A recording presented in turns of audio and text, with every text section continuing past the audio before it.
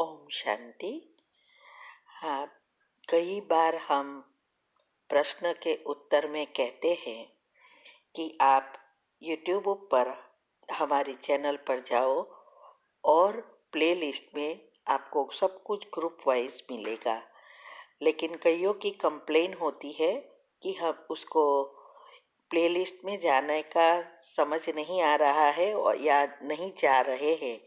तो उसके लिए मैंने यहाँ विधि बताई है कैसे चैनल खोलनी है और कैसे आप प्लेलिस्ट में जाके चूज़ कर सकते हैं। तो प्लीज़ ये विधि फॉलो करो। ओम शांति। अगर आपको मेडिटेशन और हेल्थ की बातों को अच्छी रीति समझना है तो यूट्यूब चैनल है शिव शक्ति मेडिटेशन बीके कुसुम। फिर सब्सक्राइब करेंगे और जो लक्ष्मी नारायण का आइकॉन है उस पर टच करेंगे तो हमारी चैनल खुल जाएगी। वहाँ प्लेलिस्ट में आपको सब कुछ ग्रुप वाइज मिलेगा। साथ साथ लाइक शेयर और कमेंट भी कीजिए। इससे आपका दुआ का खाता बढ़ेगा, बुद्धि का ताला खुलेगा और आप जल्दी जल्दी आगे बढ़ सकोगे। ओम शांति। ओम शांति। ये पार्ट 2 है।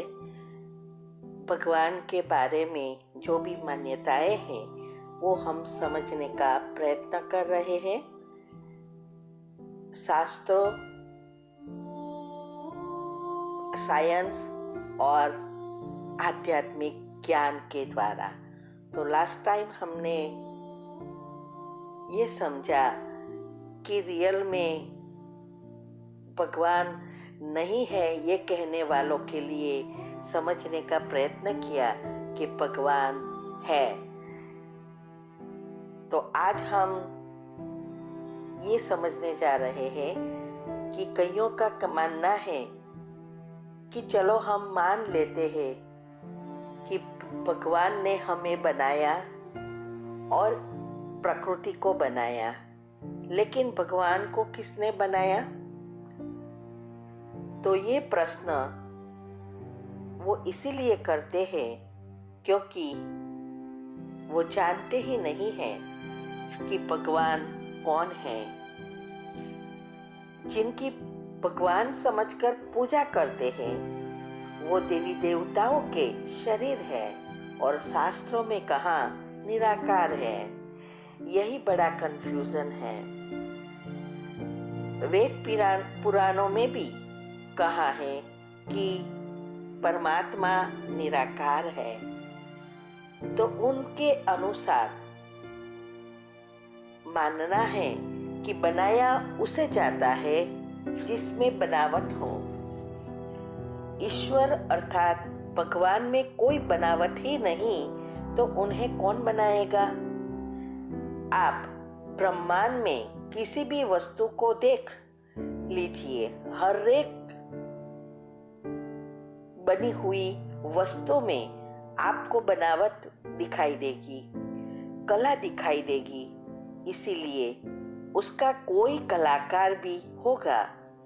जब ईश्वर निराकार है और ईश्वर में कोई बनावट ही नहीं है तो उन्हें बना हुआ या पैदा हुआ कैसे माना जा सकता है? यह कंफ्यूजन इसीलिए ही है कि जिसको हम भगवान समझकर पूजा करते हैं उनका शरीर है और इसीलिए जब तक हम भगवान और देवताओं का बीच का जो तफावत है उनको नहीं समझते तब तक यह समझना मुश्किल होता है, क्योंकि वह एक एनर्जी है जो खुद संकल्प से माना अपनी शक्ति से यह सब कुछ कर सकती है। अगर मैं आपसे पूछूं कि ये शर्ट को किसने बनाया तो आप कहेंगे दर्जी ने बनाया है। आप यह नहीं कहेंगे कि लोहार ने बनाया, क्योंकि शर्ट में जो बनावट दिखती है, जो कला दिखती है, उसका कलाकार दर्जी है, लोहार नहीं। यानी कि कला से कलाकार का पता चलता है। ऐसे ही भगवान अर्थात 5 तत्वों का क्रिएटर, सारा यूनिवर्स को बनाने वाला और चलाने वाला, यह भगवान की संधि अगर अलग करे तो यह 5 तत्वों का भी नाम होते हैं। जैसे भ अर्थात भूमि पृथ्वी, ग अर्थात गगन आकाश, व अर्थात वायु, अ अर्थात अग्नि और न अर्थात नीर पानी या जल। तो ये 5 तत्व का क्रिएटर, तो क्रिएट करना भी वह है और चलाने वाला भी वह है। फिर उसको स्वयंभू भी कहते हैं। तो उसकी संधि होती है स्वयं माना अपने आप खुद, और भू अर्थात इस पृथ्वी, तो इस पृथ्वी पर स्वयं आने वाला, कोई भी उसे ला नहीं सकते, माना किसी के गर्भ से जन्म नहीं होता, तो उसका कोई स्थूल शरीर ही नहीं हो सकता। और हमारे वेदों में और भगवत गीता में भी ईश्वर को निराकार बताया है। उसमें भी कहा है कि मैं निराकार हूँ, मैं अजन्मा हूँ, अभोक्ता हूँ, मैं खुद आकर मेरा परिचय देता हूँ, मुझे कोई नहीं पहचानते। तो बताया है कि निराकार है। लेकिन हाँ, अगर कहे कि इस देवताओं को किसने बनाया, तो हम कह सकते हैं कि उनको बनाने वाला स्वयं भगवान है। भगवान का अर्थ है भाग्यवान, तो खुद भाग्यवान है तो औरों को भी भाग्यवान ही बनाएगा। जैसे डॉक्टर होगा तो स्टूडेंट को डॉक्टर बनाएगा, वकील होगा तो स्टूडेंट को वकील बनाएगा। ऐसे ही भगवान भाग्यवान है तो वो सबको भाग्यवान ही बनाएगा। इस सृष्टि पर सबसे भाग्यवान मनुष्यों में देवी देवताएं हैं, और उसमें भी श्रेष्ठ भाग्य राधे कृष्ण व राम सीता या लक्ष्मी नारायण वगैरह का है। जिसने सारी दुनिया बनाई है वही बता सकता है, और तर्क की दृष्टि से भी हम इस बात को समझ सकते हैं कि जो निराकार है वह हर वक्त, हर जगह, हर स्थिति में मौजूद हो सकता है, लेकिन जो साकार है वह हर वक्त, हर जगह मौजूद हो ही नहीं सकता, यह संभव ही नहीं है। अतः मेरे दृष्टिकोण से वेद और भगवत गीता में बिल्कुल सही बताया गया है, लेकिन शास्त्रों में धीरे धीरे जैसे जैसे आत्मा में शक्ति या कला कम होती गई, तो उसका चिंतन व बुद्धि भी भौतिक जास्ती हो गई, तो विस्तार भी ऐसे ही करने लगा। वैसे बताते हैं कि 10वें डायमेंशन में भगवान रहते हैं, वहां कोई नहीं जा सकता, लेकिन उसमें उस एनर्जी के बदले उसकी जो क्रिएशन है, माना देवताओं का नाम रख दिया, इसीलिए सारा कंफ्यूजन हो गया। माना ये जो शास्त्रों में है उसमें बताते भी हैं कि हमारे 10 आयाम हैं, 10 डायमेंशन हैं, और हर एक का आयाम बताते हैं कि क्या क्या होता है, वो मैं बाद में बताऊंगी। तो उसमें क्लियर कहा है कि ये जो 10वां आयाम है वहां न तो सूक्ष्म शरीर जा सकता है, न स्थूल शरीर जा सकता, न कोई चीज जा सकती है। लेकिन वहां भी बता दिया क्या, देवताओं का नाम, श्री कृष्ण का नाम रख दिया। साइंस अनुसार भी कहते हैं 10वें डायमेंशन में कुछ भी जा नहीं सकता, इसीलिए प्रूव करना मुश्किल है। फिर भी उस एनर्जी को ढूंढने का प्रयत्न कर रहे हैं। जब परमात्मा यानी ईश्वर निराकार है, उसमें कोई बनावट ही नहीं है, किसी भी रूप उसमें दिखाई नहीं देता, अर्थात आकार नहीं है, तो उसका कोई भी कलाकार कैसे हो सकता। इसीलिए ईश्वर को किसी ने नहीं बनाया है, वह हमेशा है ही, वो एनर्जी ही है। लेकिन हम जिसकी पूजा करते हैं उनका शरीर है, और इस कंफ्यूजन के कारण सच्ची बातें समझने की शक्ति नहीं रही। आगे देखेंगे कि कैसे। शास्त्रों में ये भी बताया है कि ईश्वर के लिए जीना ही सर्वोत्तम जीवन कहा गया है। समझते हैं कि किसी के लिए अच्छा करना, स्थूल दान पुण्य करना, यही भगवान का कार्य है। भगवान के मंदिर में पूजा पाठ करना, फूल आदि चढ़ाना, ये कार्य मानते हैं। इसीलिए परमार्थ अर्थ कुछ न कुछ हिस्सा भी निकालते हैं। लेकिन हम जो कुछ कर रहे हैं वह तो उनकी ही चीज है जो उसको दे रहे हैं। तो ईश्वर का कार्य या इच्छा क्या होती है? ईश्वर के कार्य में मदद करना, यही है ईश्वर के लिए जीना।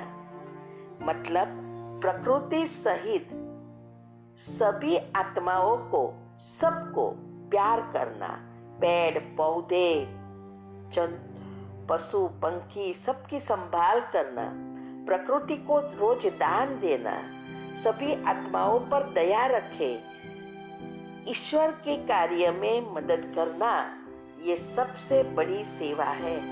तो इसका मेन कार्य ही है इस सृष्टि को जो नेगेटिव एनर्जी से भरपूर हो गई है और दुनिया में दुख, अशांति, प्रॉब्लम बढ़ गए हैं, दुनिया विनाश के मोह में जा चुकी है, उसको फिर से बचाकर पॉजिटिव एनर्जी बनाना और दुनिया में सभी को सुख शांति से भरपूर करना, यह परिवर्तन का बड़ा कार्य भगवान का है।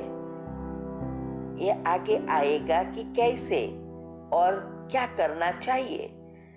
जब हम उनके कार्य में मदद करेंगे तो आपको अंदर से ही अलग ही खुशी होगी, रहेगी, माना खुशी मिलेगी, जिसको अति इंद्रिय सुख कहते हैं, जिसका गायन शास्त्रों में है। जब हम धरती में एक बीज बोते हैं तो धरती हमें पूरा पेड़ दे देती है, यानी कि हम प्रकृति को एक बीज देते तो वो हमें पूरा पेड़ दे देती है। इसी प्रकार आपकी खुशी कई गुना बढ़ जाएगी अगर आप किसी को खुशी देंगे, किसी का भला करेंगे, या अगर आप किसी की मदद करेंगे तो आपको भी बहुत मदद मिलेगी।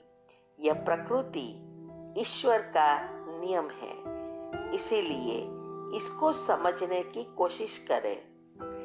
उसने इस सृष्टि की रचना इतनी सुंदर की है कि उसे कुछ नहीं करना पड़ता। यह सारा तारामंडल और सारा ब्रह्मांड के साथ कैसे यह सब जुड़े हुए हैं और सारी सिस्टम जो हमारे शरीर में है वह उनसे जुड़ी है और वही इस सृष्टि को परिवर्तन भी कर सकता है।